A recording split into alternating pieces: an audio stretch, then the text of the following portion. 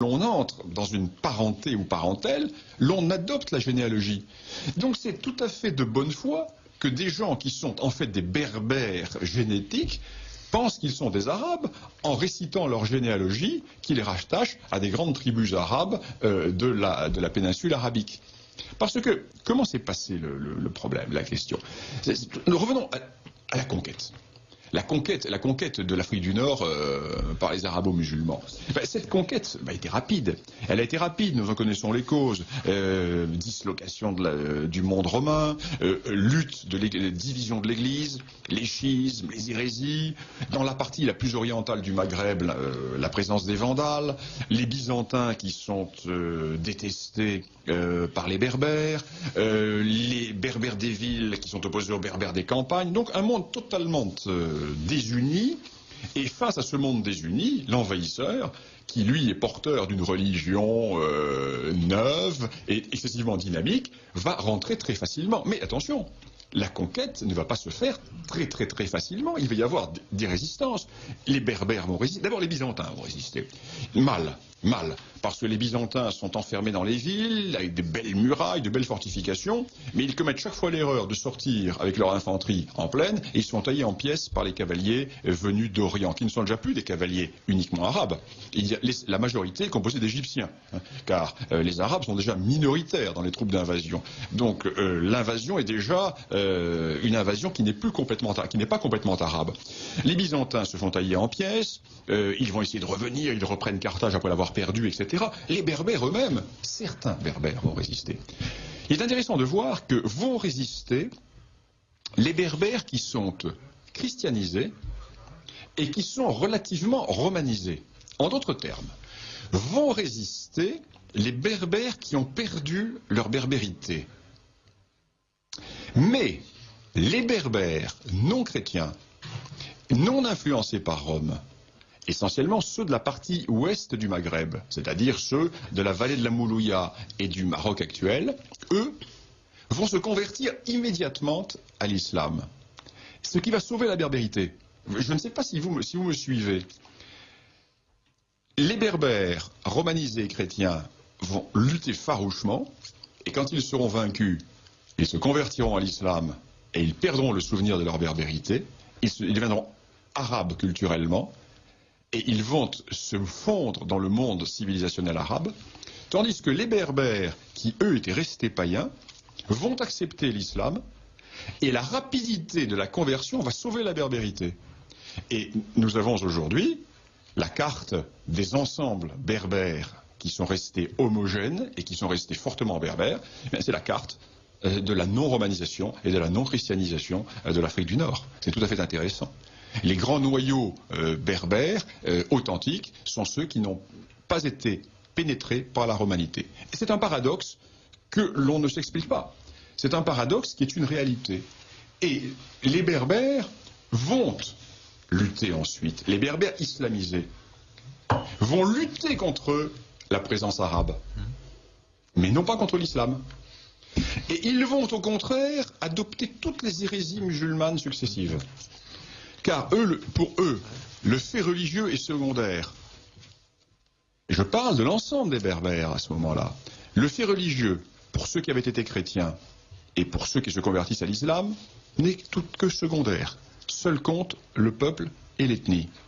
Et ces Berbères, devenus musulmans, vont repousser l'influence arabe au nom de l'islam. On a tout compris.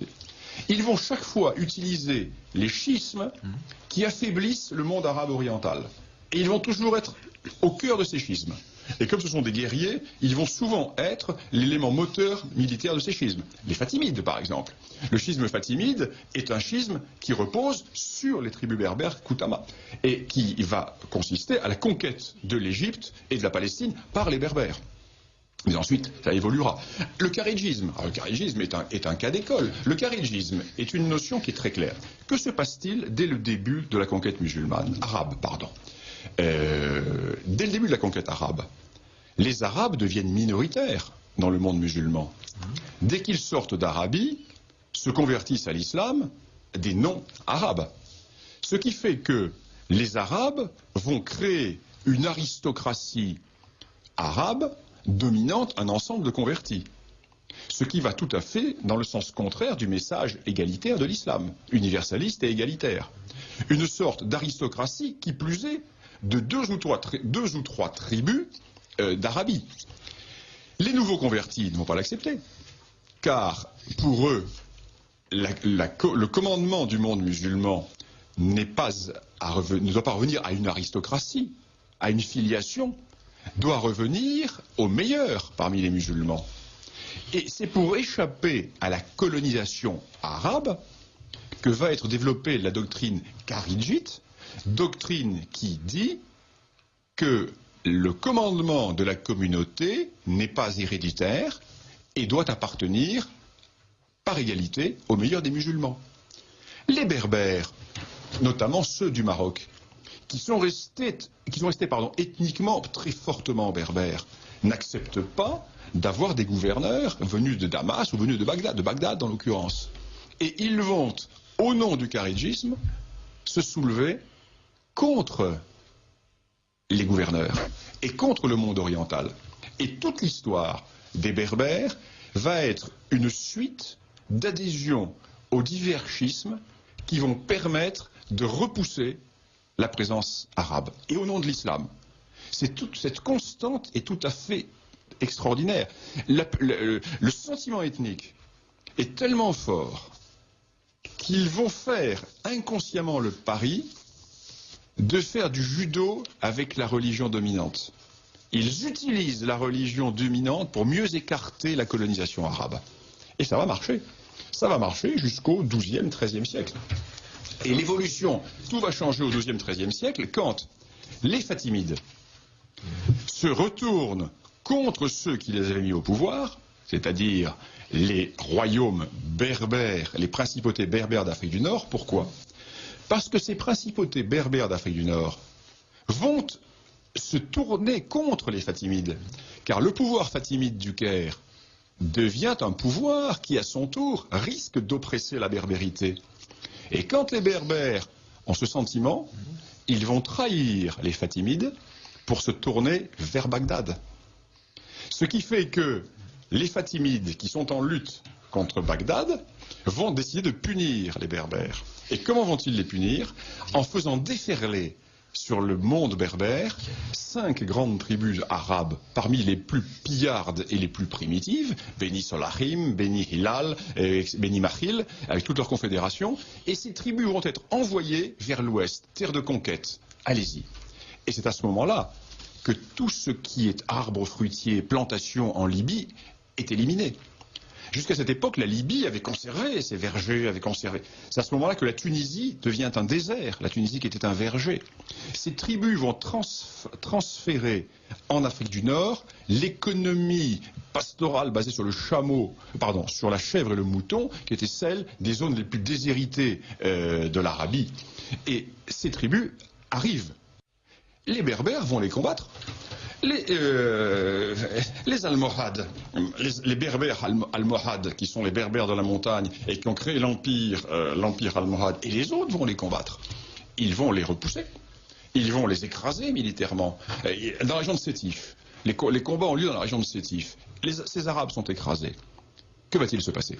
Mais nous sommes dans les phases de la Reconquista espagnole. L'islam est menacé en terre d'Espagne. Les entités berbères nord-africaines vont voler au secours de leurs frères qui sont en Espagne, qui sont essentiellement des berbères aussi. N'oublions pas que la conquête de l'Espagne n'a pas été faite par des Arabes, mais par des berbères. Le corps de débarquement était berbère. Il y avait très peu d'Arabes en Espagne. L'Espagne n'a pas été arabisée, elle a été islamisée par des berbères. Il y a eu très peu, 5% de la population était arabe à peu près. Elle a été arabisée sur le plan linguistique. Ah non, mais elle a été à 100% arabisée sur le plan linguistique, 100%. Mais elle n'a pas été arabisée par des Arabes génétiques, il n'y en avait pas, très peu.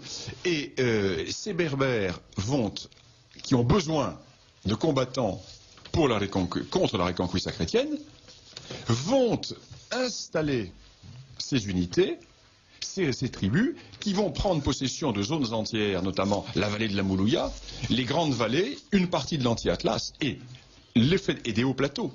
Et le phénomène va avoir des résultats considérables. Pourquoi?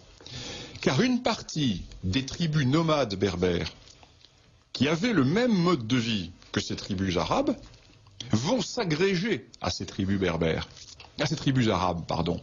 Et l'on voit à ce moment-là, effectivement, des Arabes attirés à eux des Berbères qui vont se fondre dans ces généalogies arabes, dans ces tribus arabes, et l'on va voir des zones entières dans lesquelles les Arabes vont devenir dominants, et dans lesquelles le monde berbère va être complètement éliminé. On va également voir, bien entendu, une grande destruction du monde agricole berbère, et un repli d'une partie des Berbères vers les montagnes, parce que ces tribus vont avoir un rôle dévastateur quand l'État marocain, ou quand les divers États de l'Afrique du Nord vont entrer en décadence, ces nomades vont prendre le dessus sur les populations sédentaires. Alors, toute la question est de savoir quel était le rapport démographique. Combien étaient les Berbères et combien étaient ces Beni Solahim, Beni Hilal, etc. L'on pense que ces envahisseurs arabes n'étaient pas très nombreux, ils devaient être entre 150 et 300 000. Alors 150 et 300 000, si les Berbères sont 10 millions, ça ne compte pas. Si les Berbères sont 3 millions, c'est déjà plus important. Alors ce que l'on peut dire, c'est qu'aujourd'hui, par les études de la génétique, qui ont été faites toujours par l'UCOT, l'on sait que le fond berbère est quand même excessivement dominant dans toute l'Afrique du Nord, dans tout le Maghreb. Toute l'Afrique du Nord et surtout dans le Maghreb, avec des taux qui sont les mêmes en Algérie et au Maroc. Avec deux noyaux, bien entendu, particulièrement forts au Maroc, le Rif et l'Atlas. Et le Maroc et l'Algérie ont à peu près le même pourcentage de base par les haplotypes d'origine de vieux fonds de population berbère. Alors c'est tout à fait intéressant parce que c'est l'histoire de toute cette région qui est à réécrire. Et il ne faut pas confondre l'islamisation et l'arabisation parce que, bien sûr, ces Berbères vont être obligés de s'arabiser, ne serait-ce que pour le culte. Le Coran, en théorie, ne peut pas être traduit. La langue du culte est l'arabe. Mais ces Berbères ne vont utiliser qu'un minimum l'arabe et vont rester profondément berbères. Et voilà pourquoi nous avons ces grands noyaux de zones berbères. Et le grand hiatus aujourd'hui est que l'essentiel des habitants du Maghreb d'origine berbère, et une grande partie d'entre eux pensent être d'origine arabe, ce qui est inexact. Ce sont des Arabes culturels, ce sont des Arabes religieux, par l'introduction de l'islam dont le vecteur était l'arabe, mais ce sont génétiquement des Berbères. Et ceci est tout à fait important, et ceci ouvre des hypothèses, des directions de recherche tout à fait intéressantes. Quand on voit le rôle qu'ils ont eu dans les grands empires, lorsqu'on voit le rôle qu'ils ont eu dans l'Égypte, etc. Voilà ce que l'on peut dire sur la question des Berbères. Y a-t-il des questions là, sur ce sujet, Victoria ? Votre revue n'existe pas à Sciences Po, nous dit cet auditeur. Elle dérange probablement. Je vous dis, il n'y a que 2 universités françaises abonnées, alors il ne risque pas de la trouver à Sciences Po. Il y a 2 universités, une de sciences et une de droit. Bravo, Monsieur Lugan, pour votre livre God Bless Africa. Comment a-t-il été reçu par le public français? Pas mal, puisque le premier tirage est épuisé. La deuxième édition sort la semaine prochaine, avec les coquilles en moins, parce qu'il y a pas mal de coquilles dans la première édition, et avec une actualisation. Donc le premier tirage, je crois qu'il devait être de 7500, est épuisé. Donc aucune publicité. Aucune publicité à part, bien sûr, sur Radio Courtoisie et dans les quelques journaux amis. Aucun article de presse. C'est la première fois que je fais un livre pour lequel il n'y a aucun article de presse. Rien. Une question, quelle différence y a-t-il? Non, mais nous. Non, mais j'ai dit les revues, bien sûr, les revues, évidemment, une nouvelle revue d'histoire qui en a fait, quand je parle des revues amies, une nouvelle revue d'histoire, il y a un certain nombre de revues amies, je ne peux pas toutes les citer, mais rien dans le Figaro, rien dans toutes ces revues, non, rien. Vous voyez, le bouche à oreille a fonctionné. Quelle différence y a-t-il entre berbère et kabyle? Même chose. Même population. Le nom kabyle est le nom des berbères donnés en Algérie, et berbère, kabyle, même nom. Et alors les anciens Grecs, lorsqu'ils parlaient des berbères, parlaient des Libyens. Pour eux, c'était les Libyens. Toutes les populations blanches qui vivaient au sud de la Méditerranée étaient les Libyens. Bien, pas d'autres questions là-dessus. Alors je renvoie donc, puisque nous arrivons là à la fin de l'émission, je renvoie donc à l'Afrique réelle. L'on peut se procurer le numéro spécial 10e anniversaire.